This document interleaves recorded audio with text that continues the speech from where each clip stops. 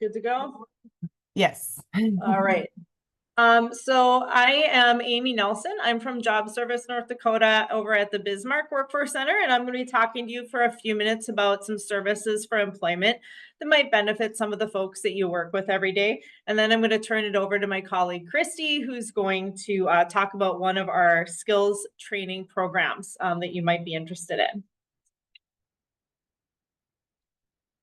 First things first, a little bit about Job Service. We are a state agency. Our mission is to meet the workforce needs of the people of North Dakota. There are 9 workforce centers across the state.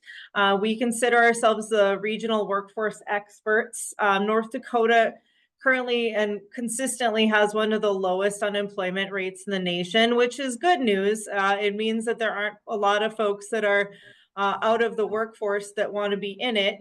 But it also makes it difficult for employers to fill those open positions. So we do still have a really important role in helping connect employers and job seekers, and really working with job seekers with barriers, especially to try to minimize or mitigate those barriers as much as we can. So that's really the majority of the work that we do out of the workforce centers. We make some really strong community partnerships with local chambers, schools, and really get to know our area resources. So definitely consider getting to know your local workforce center if you haven't yet. We have a lot of resources available to you. Job Service, just so you know, we also handle the labor market statistic information for the state, just compiling all of that really useful data about trends and wages and openings as they're predicted going forward in our state. And we also handle the unemployment insurance benefits for the state. But I'm not going to talk too much about those because those are kind of outside the scope of the workforce centers. So we're going to focus a little bit on the workforce centers today. Just point of entry for a job seeker that's looking for employment in the state would be our website. That's jobsnd.com. This is the largest job board for North Dakota jobs, and it's absolutely free for job seekers and employers to use. It's also a very safe website. It's about as safe as you can get these days. There's a lot of job scams and spam out there. So we really encourage job seekers when they're job searching to check out our website. There are some steps in place to make that about as secure as you can get for one of these job boards. There's also a lot of good resources on there. If you haven't been on there lately, it's called the North Dakota Workforce Connection on jobsnd.com. We have a resume builder tool where people can either upload a resume or make a resume and put that out there for employers to see. There's also a very good interview skills software called Big Interview. And this is really I think more people should know about it and try it. It's a really, really valuable tool. It allows job seekers to video record themselves, kind of practicing an interview. They can search frequently asked questions for fields that they're going into. There's a lot of scenarios and best practices. It's a real wealth of information. Again, absolutely free for everyone that registers on our website. It also makes job searching and searching for job candidates really easy with the virtual recruiter tool. So again, just a shout out to our website. Go ahead and check that out when you have time. Like I mentioned, we have 9 workforce centers across the state. There you get a good visual. We're really well spread out. Again, the full contact information is out on our website, jobsnd.com. So check that out when you have a minute. I'm going to talk primarily about Bismarck because that's where we are here in Bismarck. Our hours are Monday through Friday, 8 to 5. Thursday, we do open a little bit later because we do some staff training on that day. But all of your workforce centers are going to be pretty typical weekday business hours. So now I just want to go into some of the details of what you would find if you came into your local workforce center. There's the base level of services, career services that are going to be more like a self-help level. We have resource rooms that are available for folks to come in with no appointment necessary. They can use our computers, search the internet, printing is free. filling out job applications, working on resumes, doing kind of some basic unemployment. Like if they're filing for unemployment, we can kind of help them at the base level of unemployment starting. And a lot of that is, again, no appointment necessary, but it is fully staffed by employment advisors who are available just to assist people with those goals. And then the next tier up would be kind of more of a appointment-based appointment. So it would be one-on-one career advisement, maybe a resume review session. Maybe they would look at some goal setting, talking to an employment advisor about their next steps in their career. We do a lot of mock interviews in our office, and I love doing those. We can also provide private space if people need to do a virtual interview with an employer, or perhaps an employer wants to meet with a candidate. They're not open yet, and they just need that space to do that interview. So we can provide those kind of spaces for those employer job seeker connections. We also have a lot of workshops and career readiness classes we do out of our office. I'll be talking a little bit more detail about those in a minute here. And outreach. We don't like to, we like to stay busy in our office. We don't like to wait for people to come to us. We like to get out to the community as much as possible. Just a little about what we do here. This is the Bismarck Workforce Center. Every workforce center is going to have kind of some of their own activities. You might want to check for your area what their kind of daily or weekly schedule looks like. For us, we do weekly Wednesday workshops. These are open to the public. You don't need to RSVP, but if you want to let us know you're coming, we'll make sure we have a spot for you. Every week, we kind of cover a basic 101 job service programs and services, kind of covering a little bit of like what I'm covering with you today. We go through how to fill out an online application, what to watch out for with job scams, resumes and cover letters, interview skills, and transferable skills identification. So really high level, good workshops for best practices in the job search. We also have job fairs. We do a lot of job fairs across the state, actually. In our office, we offer hiring events. So this could be an individual employer event. So if a specific employer wants to set up kind of an afternoon for drop-in interviews or just sort of getting the word out about their openings, we do that. But mostly we do multi-employer events. So in our office, we do a regular once a month Workforce Wednesday hiring event. That's the first Wednesday of every month from 3 to 5. We also do in the Bismarck Mandan region multi-industry fair every year. And I did get the confirmation that it's going to be in early March of 2025 is when our next big all-city one is going to take place. We also do virtual job fairs. This is a statewide fair. We try to do these a couple times a year. I believe the next one coming up will be in January. This actually has more of like an international and nationwide pull, but we certainly welcome everyone in the state that's job seeking to attend. If you've never been to a virtual job fair, it's similar to a regular job fair, but instead of employers sitting at booths, they're at their computers ready to chat with anyone with questions.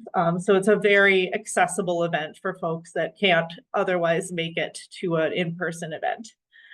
We've held just this last year a New American Job Fair to really reach the folks that are coming maybe with language barriers or new to the United States that are looking for a chance to get back into the workforce.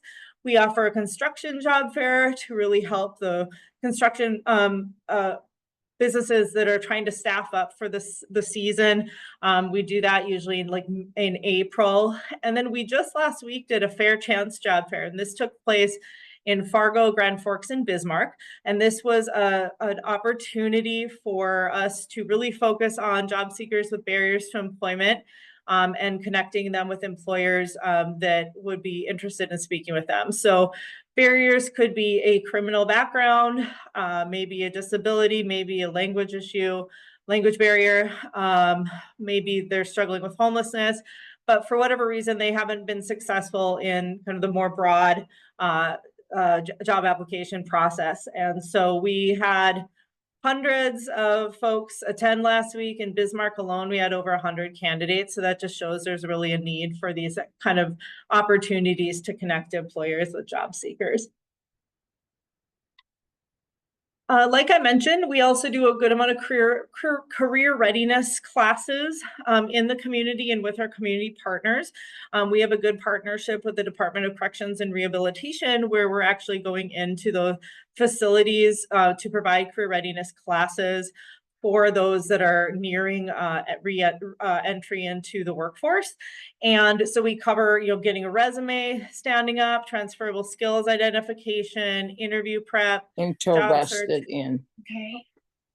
Job searching, career planning, and addressing that criminal record with employers, just kind of best practices on how to do that. So our regular classes are all at every adult facility in the state. And then we also have a career readiness class that we are offering to the public. It's once a month.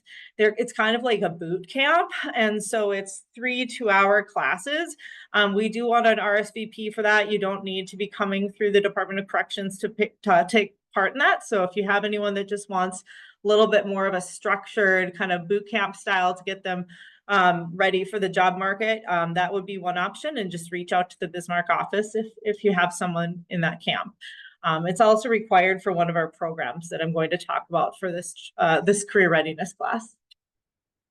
We also do career readiness classes for ESL learners. We partner with the Adult Learning Center here in Bismarck to talk to job seekers who are learning English about navigating the world of job searching in the United States. It could be very new and different. So we end up translating a lot, really working with kind of the basic concepts, helping them get a resume in English and helping them practice things like interviews. So it's very similar to the content that we do in the Department of Corrections, but it's for a different audience. Oh, and one thing I should add, you may have seen some of the photos of people in the headsets. These are virtual reality headsets. We partner with Be More Colorful out of Fargo. And if you haven't checked out one of their headsets, they have them loaded with in-demand occupation experiences. So class attendees can try out these different work scenarios just to explore a little bit about what it might be like to work in that job. So that is a component that we use in many of our classes. And then what we've also found with these classes is that they help introduce the attendees to our programs and services. And so we really like these partnerships when we can develop them.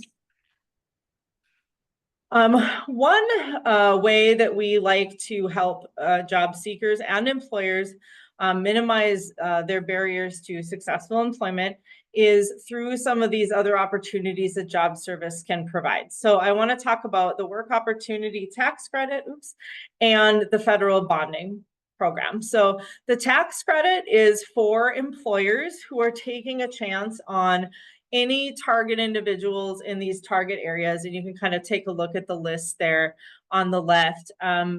One key area would be an unemployed veteran, and they can get up to $9,600 just to hire an unemployed veteran. Most of the other folks in the categories are going to be around that $2,400 range. But if employers have any questions on this, they can contact Job Service and we'd be happy to help them with that tax credit. I don't think it's too difficult to get going on that. But just to make people know, or make employers aware that if they do hire someone with a felony or that are involved with vocational rehabilitation, that they do get this tax credit for doing so. And then federal bonding, this is another benefit that we like to educate both employers and job seekers about, that employers can be protected with up to a $5,000 fidelity bond for hiring people with criminal backgrounds to kind of take a chance on these individuals. So it'll help cover them should anything happen on the job, like theft, forgery, and it's a really easy process to get started. There isn't any paperwork. And again, that is all through Job Service. So they can check out our website or let me know and I can give you the contact information to Ruth, who is our state bonding coordinator. Now I want to go through some of the specific programs that we offer through Job Service. One thing to point out is we have a veterans rep in our office here in Bismarck, and there are 5 throughout the state, working throughout the state with veterans with barriers to employment. Every veteran that comes in our office does get priority of service, but then we do have the vet reps available to help the folks that are dealing with additional barriers to employment. So we welcome and encourage any veterans out there to come to job service, reach out, and we're happy to see what we can do to help you with your career goals. One of our programs, this is a statewide program. This is called PRIDE. It stands for Parental Responsibility Initiative for the Development of Employment.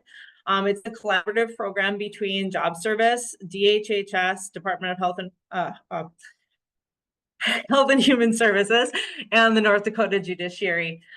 This is for individuals that have child support obligations in the state of North Dakota. So they are either delinquent on or currently paying on child support that's court ordered through the state. So if they have out-of-state child support, there may be a mechanism to transfer that into North Dakota, but they do need to be going through the state of North Dakota to take advantage of this program.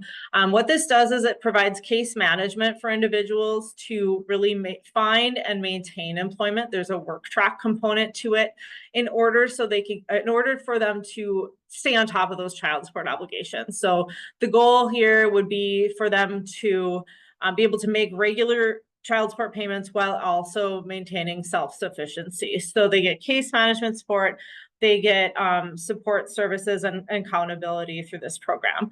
Most of the participants in this program are voluntary because the support services are really substantial in this program.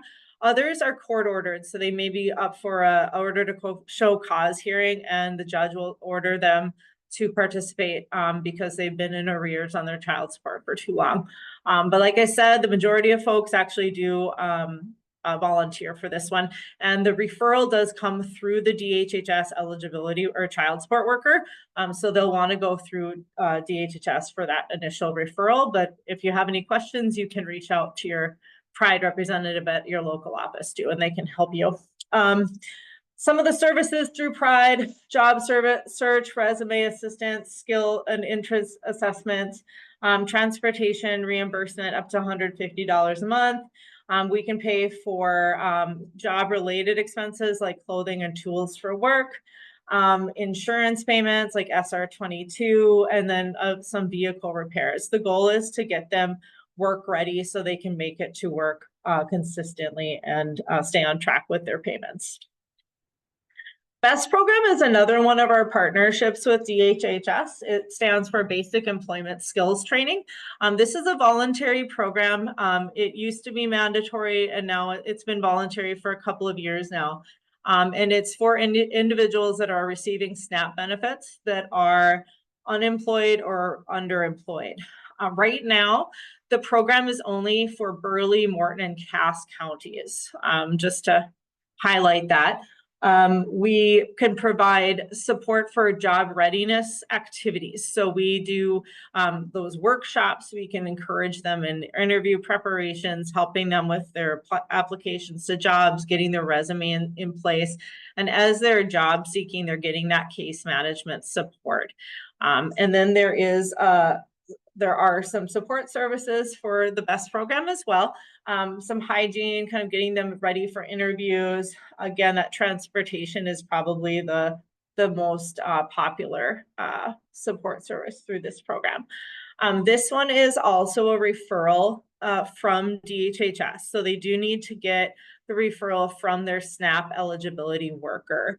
Ideally, this would come kind of at the point of enrollment, but if you're working with someone that's already on SNAP in Burley, Morton, or Cass counties, they can reach back out to their DHHS eligibility worker to get going on BEST. And then our most recent program is called the Job Placement Pilot Program, or JP3. This was an initiative that was passed in the 2023 legislative session that allocated resources to Job Service North Dakota to help create a program for recent or soon to be released residents of the Department of Corrections. So it's truly a partnership with the OCR to identify individuals within 90 days of release or nearing that 90-day window who might be a good candidate for some additional support in standing up as they transition back into the workforce. Right now, since it's a pilot program, it's just in Burleigh and Cass County and within kind of 15 miles of those county lines. We're really hopeful that after this next year of the pilot, we'll be able to expand this out to other areas of the state. This is designed to help individuals get on their feet, meeting some basic needs and keeping them accountable, keeping them on their goals toward a career path, and hopefully ultimately away from reincarceration. That's the longer term goal, is to reduce recidivism. We do require that people that are participating in this program attend one of our career readiness classes. That shows that there's a certain amount of dedication and preparation for that. And the referrals come through DOCR. So we do need those referrals through Department of Corrections. There's a good amount of support services through this program as well. Transportation reimbursement, we can do medical assistance with this one. There is a housing component for this one as well. We can help with initial deposit or rent. It is the kind of a payer of last resort. Pride also, I don't know if I mentioned that, Pride can also help with this, but JP3 can help with the deposit. Also there you see where clothing and tools, lots of phones, phone cards, insurance and reinstatement fees as well. So that is it from my end. I guess we could maybe pause here for a few minutes for questions before I turn it over to Christy's half.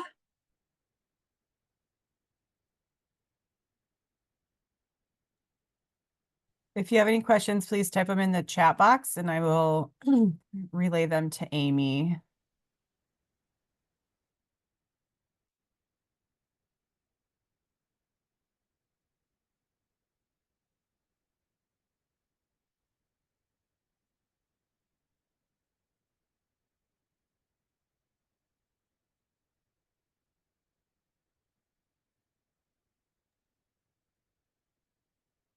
So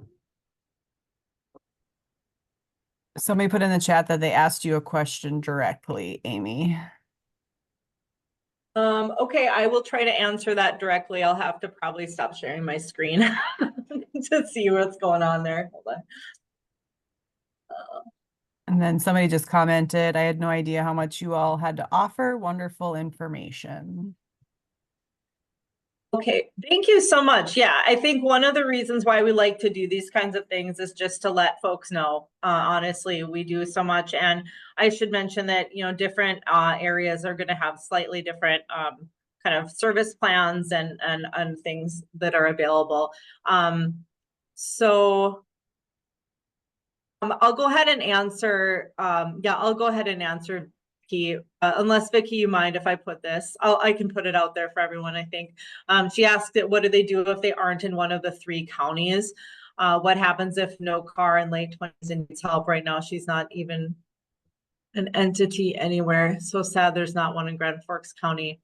You may be referring to some of our specifics. So the only 2 that are just in Burleigh and Cass are the BEST program and the JP3. All the other programs are statewide. So Christy is going to come and talk about one more program, and then the Pride program is statewide. And then all of our workforce centers are free and open to the public, so they could get some valuable support even if they're not eligible for these specific programs. We can help maybe plug them into some resources in your community as well. Hope that kind of helps, but.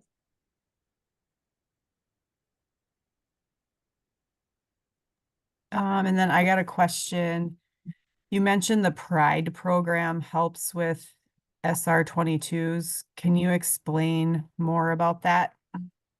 Yeah, I guess I shared that one as an example that can come up. So SR22s is kind of that high risk insurance for people that may have had like their license pulled in the past, or they need a reinstatement of the license. The only thing that we can't help pay for is if there is some sort of a penalty or fine that was imposed by the government. We can't use government funds to pay that back. But if you need, like, if you're trying to get back on your feet, and you've figured out how to reinstate your license and pay those fines, but you need help with auto insurance or something, we can help if you're enrolled in Pride or JP3, just to kind of stay on top with that. So we'd actually work directly with your insurance provider to help cover that. There's all cap, I should say there are caps on these, you know, that it's like up to 3 months or something like that. But there is some of that support service available for those programs. We have a question here that says, do they go into a physical office or can people apply online for these different programs? Really good question. Every workforce center is going to do their application kind of enrollment procedures a little bit different, but job service, and I think this is actually a wonderful thing about job service, we're actually really very accessible to the public still. So you can come right in, make an appointment, and we will sit down with you. So for the most part, we're actually not doing like a lot of the online applications, over the phone applications. We would schedule an appointment with you.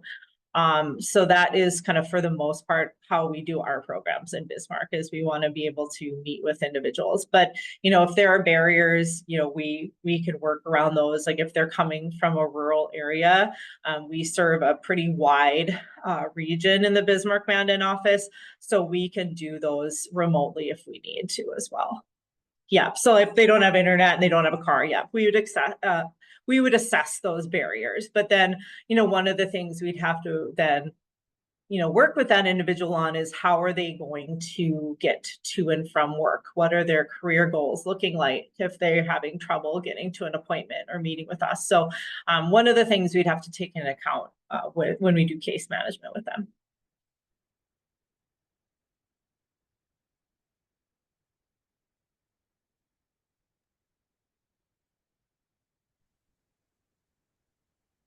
All right. Well, I think at this point, we'll turn it over to Christy. If there's other questions that arise, just type them in the chat box and we'll hopefully get to them at the end of Christy's presentation. Sounds good. Awesome. All right.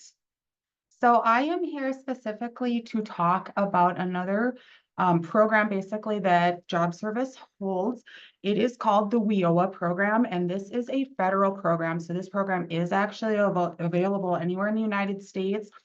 It's just not each state. It's not going to be housed in, you know, a place called Job Service. There might be a different name for their one career stop, but it is a federal program, so it is available anywhere. We just happen to have it at Job Service. So I'm going to talk about this program. This is the Workforce Innovation and Opportunity Act. It's a federally funded program, and it's aimed at helping people get jobs and for the employers actually to find employees to fill those jobs. It's been around since 2014, and I feel like it's just now really starting to pick up where people know about it. So one of the goals I've had is to get out there and make it so more people are aware that this program is out there. And I think we've done a really good job doing that recently.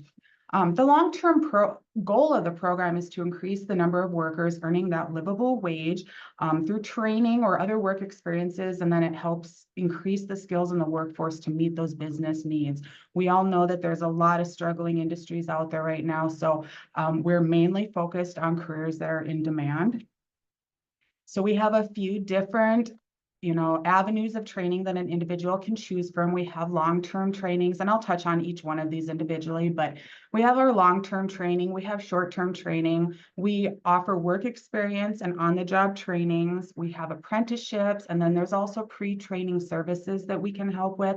So if what that is basically is an individual needs, to overcome some barriers or maybe obtain their GED or to, take a class that's going to help them get into a specific program, that would be kind of what the pre-training services are, and we can help fund those for eligible individuals.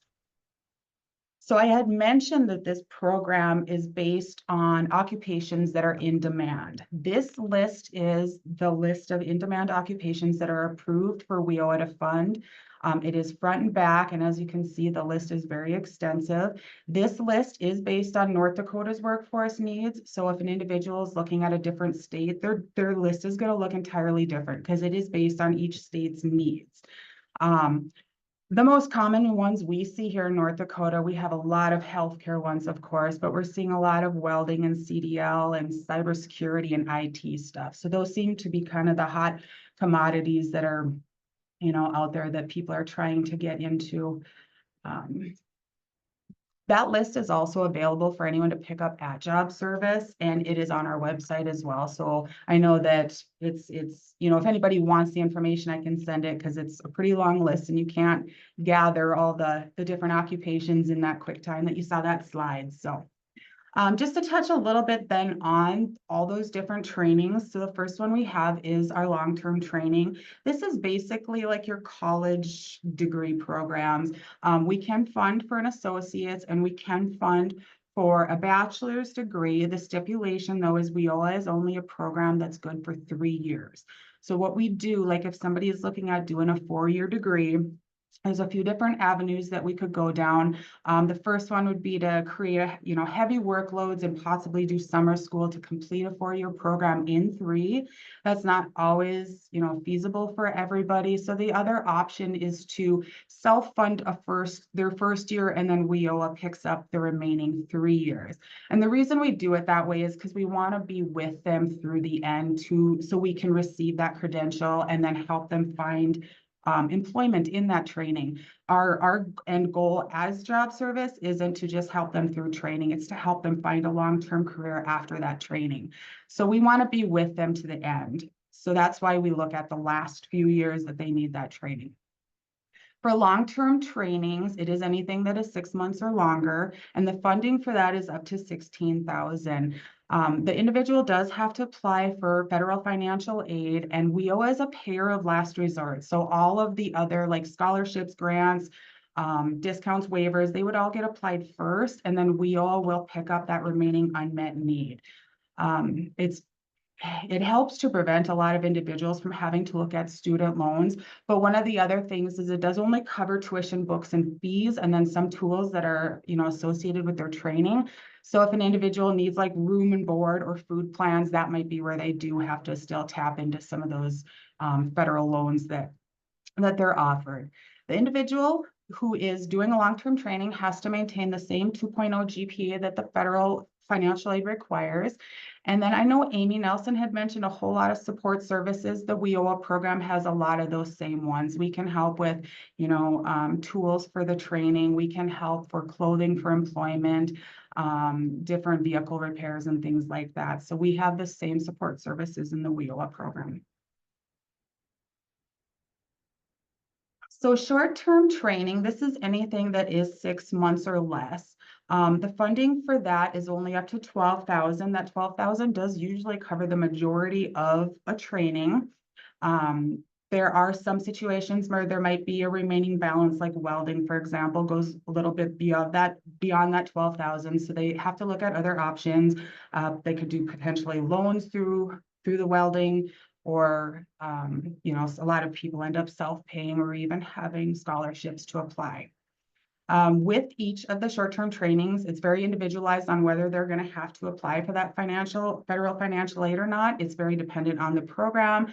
Some, like the CNA, it's not even an eligible training program to apply for financial aid. So in those cases, we'll just pick up that whole balance for the participant. As with the long-term, this again only covers the tuition, books, and fees with some tools, and then there are the support services available. Like I said, trending with the short-term trainings are our CNA, CDL, and welding for sure. There are a lot of pre-training things that have to be taken care of. Like, for example, a CDL, you have to have a CDL permit. So we try to advise everybody of those things ahead of time so they can come prepared when they meet with our case managers. Like I know with welding too, you have to get like an eye test. So sometimes there are things prior to training, and usually the support services can pick up those fees for people. Grants and scholarships. I like to talk a little bit about this just so it is clear that WIOA is a payer of last resort. Sometimes individuals think they're just going to get a set amount like $2,000 every semester to apply. That isn't the way it works with WIOA. We do have to take into account all those scholarships and grants, funding is not guaranteed each semester. It is need-based. Sometimes there are semesters where WIOA does not chip in and pay anything because they have, you know, enough of a Pell Grant to cover their whole semester. And in that case, that individual is still in WIOA. We still have requirements that they have to complete. They have to turn in, you know, what's called a classroom monitoring each semester. That's just kind of checking in, seeing how they're doing, and their instructor completes it as well. They have to turn in grades, and they have to remain in contact with us. And then at the beginning of the next semester, we'll reevaluate their needs and potentially chip in. So they're still in WIOA. It's just they had a non-funded semester because they didn't have that unmet need. We can't have like any excess distribution of WIOA funding. It has to go towards just those tuition, books, and fees. So we do also, one of the components of WIOA is a work experience program. Now, this one is more aimed at youth and first-time job holders. You know, the point of it is to help a first-time job holder get those basic job skills. You know, teaching them how to talk to customers, how to answer a phone, opening and closing routines. We do a lot of our work experience with youth because they typically are first-time job holders.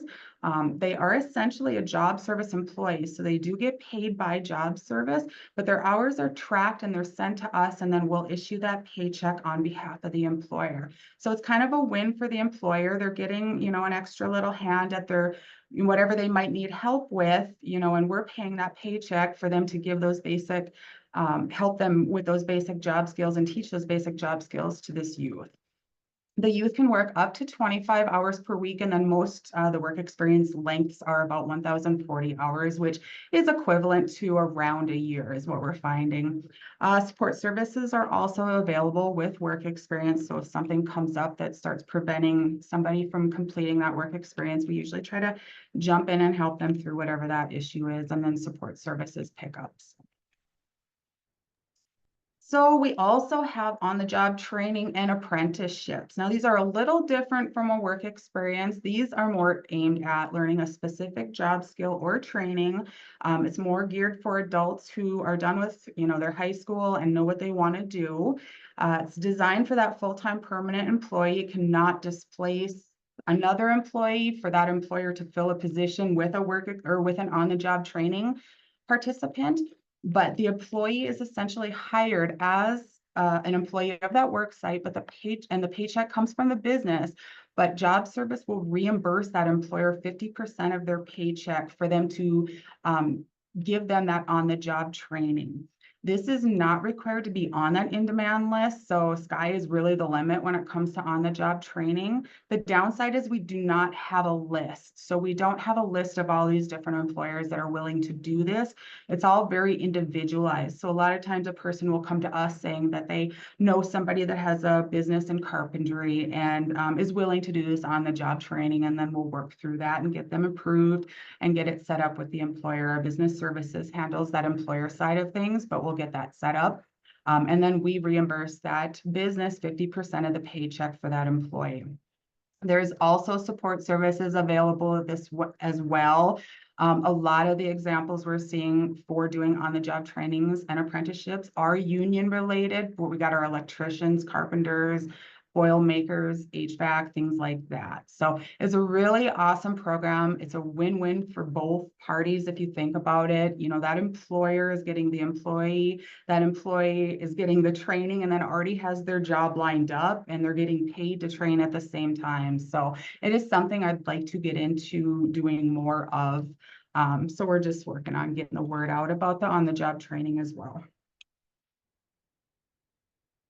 The WIOA process is something I'm going to touch on briefly, just so everybody understands. It can take up to about 4 weeks. I know sometimes, you know, when school's getting real close to starting, we'll get people coming in a few days before the new semester begins and they want to sign up for WIOA. And unfortunately, there is just no way that we can accommodate that. It is about a 3 to 4 week process, and it is very dependent on the participant and their ability to meet with us, because there's a few different appointments we have, and then have all of the documents that are needed. With it being a federal program, there's quite a few documents that we have to have in order to get somebody approved. But it does start with an orientation, and we hold that orientation at Job Service every Tuesday at 9 a.m. It's only about 20 to 30 minutes. If somebody cannot make that, because we understand that people have jobs currently, or they maybe are already in college or training, or even high school, we will accommodate and do a one-on-one orientation. So they just need to give us a call and we'll get that set up. After that orientation, so at the orientation, I should say, we do hand out the application, and then there's a cover sheet that comes with it that lists all the documents they need and all the information that they need. They'd fill that out, they'd collect all their documents, they'd give us the call, and we would schedule an intake and TABE test. I'll touch on what that TABE test is in a second, but at that intake appointment, basically, they will go and test, and we will enter their application and ensure that we have all of their required documents. And then we send it off to get it basically verified that they're approved and that we did all of our work right. After that, we'll give them a call back in and we'll kind of go through an assessment and planning appointment. And this is really for the case manager and the participant to sit down and get to know each other. Mapping out that participant's goals, what do they want to do? What do they have a training facility in mind already? Sometimes they've already started, or they're halfway done, or they have transfer credits. It's learning all that information about the person that we're working with. After that, there's also a couple other forms they have to complete. After that, we take them to a selection committee. And this selection committee is a committee of basically WIOA MAT case managers that all sit down and we hash over the cases. The case manager will present their participant and, talk about their barriers and their goals. And we have to have a graduation plan in place from like a long-term college stating that which classes they'll take in which semester with their expected graduation date. And then the selection committee basically votes on whether or not to approve the training. When we get to this point, most of our work is done and the training is approved and ready to go, but there are a few cases that a training has been denied. And one in particular that comes to mind is I had a gentleman who wanted to do CDL training, and he wasn't totally honest with me. And we got to the selection committee, it was found out he had recent DUIs. And that was a situation where the selection committee denied his training, his CDL training.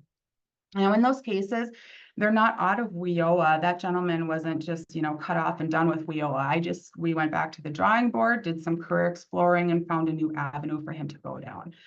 So that is the purpose of the selection committee. And then after that, we get them enrolled in their training, and we're off to start that training.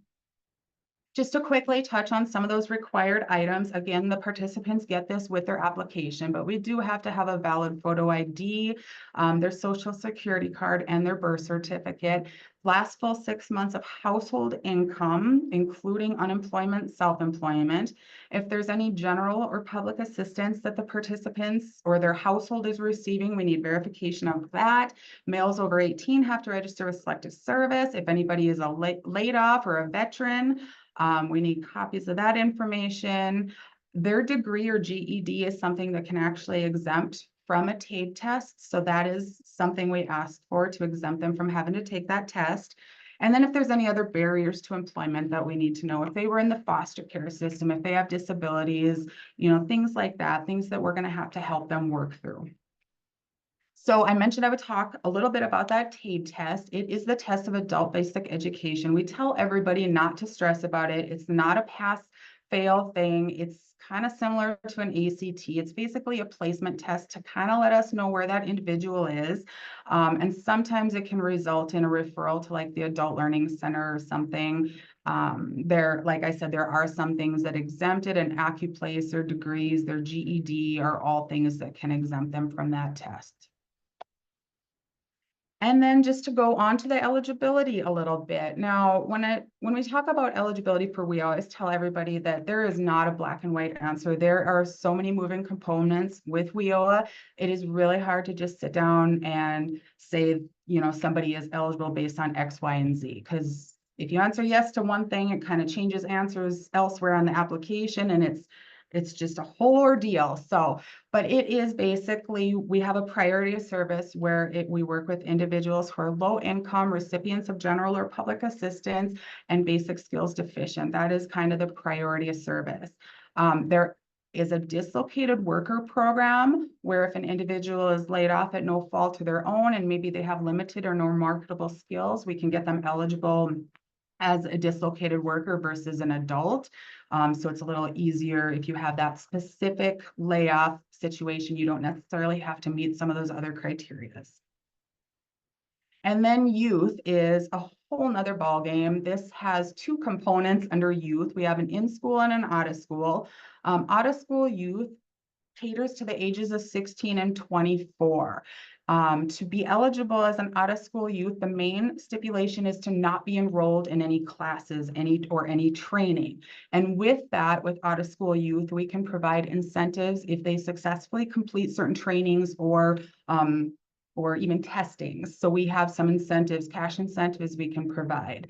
In-school youth is more catered to the younger ones, 14 to 21. It's kind of to help them through that high school career and then hopefully get them as an out-of-school youth when they graduate, turn 18, and then into a training program. So in-school youth is more for the high school individuals.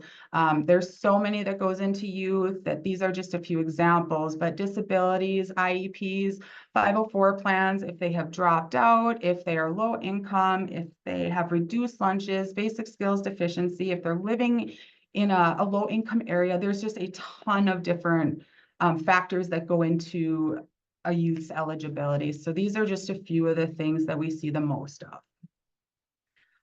Real quickly, I'll just touch on ONET. This is a program that we use if somebody is not quite sure what they want to do, but they know they want to do something. So we'll take them into ONET and we will have them do this interest profiler, which asks about 60 yes/no questions based on their interests, and it can throw out some ideas for them.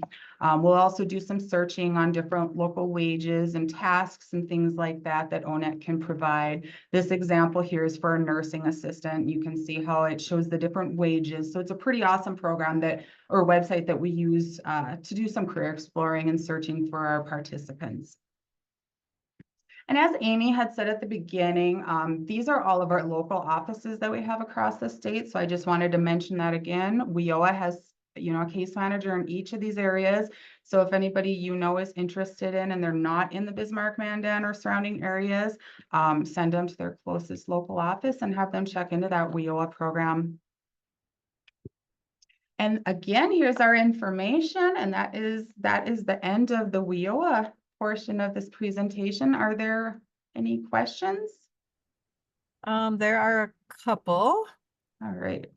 What would you tell someone who needs to work, but his or her reason for not working is they will lose housing, SNAP, Medicaid, etc.?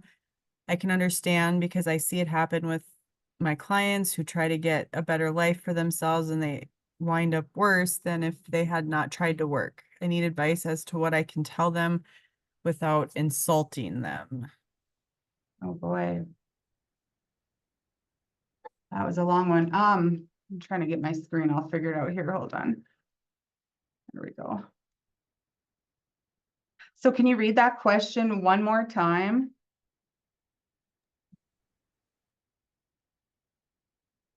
What would you tell someone who needs to work, but his or her reason for not working is they will lose housing, SNAP, Medicaid, etc.? I understand because I see it happen with my clients who try to get a better life for themselves and they wind up worse than if they had not tried to work. I need advice as to what to tell them without insulting them. That is a tough one. I can't honestly say I've ever run across this specific situation with WIOA anyways, because we're looking at putting them through training, but we have had individuals who, have to work and do training at the same time. And in those cases, we try to navigate, through different programs or find online options for them. Gosh. Can I just chime in a little? Because I had time to look at please. this while you're presenting. I mean, one of the things that we always, I'm very sympathetic to that because that is something that we've heard. I know with all of our employment service-based programs where we're helping them search for jobs, there does need to be that commitment and buy-in to actively looking for work and accepting a job for our programs to really be beneficial. But some of the goals and purposes of job service programs would be to help minimize those barriers. That's why we do as much support services as we do, so they can invest that time and energy into moving forward with their goals. So whether it's, you know, getting a job, like a better paying job, would be one way to maybe get past that initial fear and real problem of losing SNAP and Medicaid and whatnot. So if we can help them skill up through WIOA or possibly just job search until they find something that isn't going to be entry-level minimum wage. So that would be one reason why they might want to invest in the WIOA program, is to start getting eligible for those types of jobs that would pay a lot more, to help them sort of get out of that that space where they'd be dependent on those resources, those services. Mhm.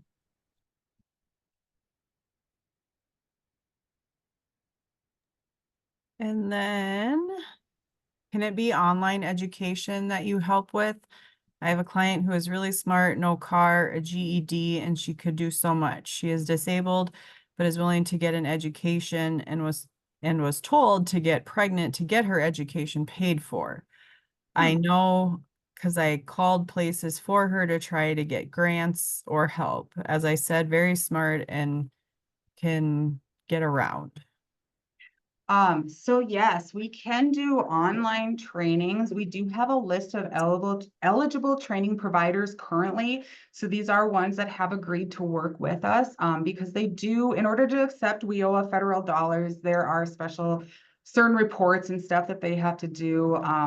But as long as the facility is willing to work with us, it can be online, it can be hybrid, it can be even in a different state. As long as the participant wants to return to North Dakota to work, we can send them to another state if they have a college they want to go to. So it's pretty versatile, but as long as that training facility will accept us. There are a few that don't. The Hair Academy here in Bismarck is one of them. We just cannot seem to get a hold of anybody. And we have so many people that wanted to, you know, take advantage of going to that training, but we couldn't get them on our eligible training provider list. So unfortunately, we could not send anybody there to train.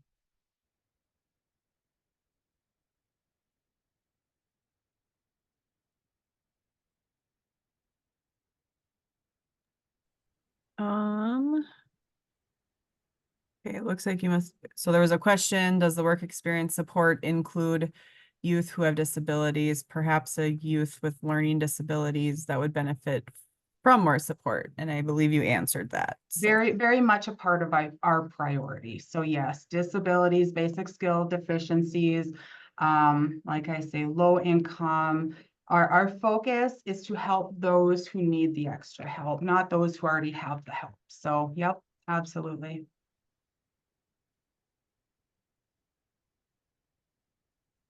Any other questions? This was recorded, so if you know of anybody that missed out and would like to watch it, or if you want to rewatch it, that link will come out probably either later today or tomorrow morning, so be on the lookout for that. Also, again, the survey should be sent out today as well, so please respond to that and provide any feedback, topics that you would like presented on. And next week we have how to make an application count with Dave Klein with Great Plains Housing Authority. So hope you all can make that presentation. If not, I think we'll wrap it up today and hope you guys all have a good rest of the day. Thank you. Thank you. Thank you, Amy and Christy.